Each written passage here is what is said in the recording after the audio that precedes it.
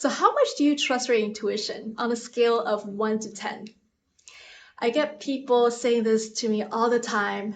I thought my intuition was talking to me, and then it turned out it wasn't.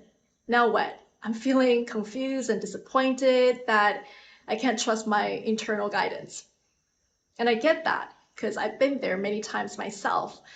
And so, what I want to say is, we are all born highly intuitive, and some of us, we are psychic intuitive too.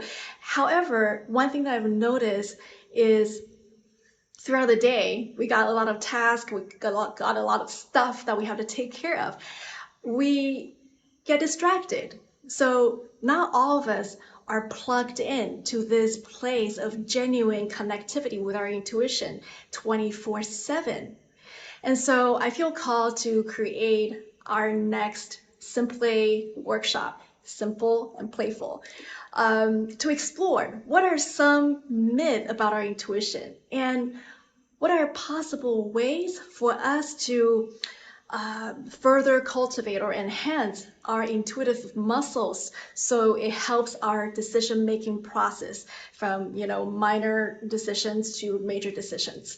And that will, of course, invite our thinking mind to come in to join the picture. So I'm super excited.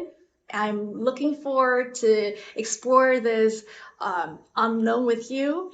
And so if you're interested, sign up in the link below, and I'm looking forward to seeing how we're gonna dance through this intuitive process without expectation.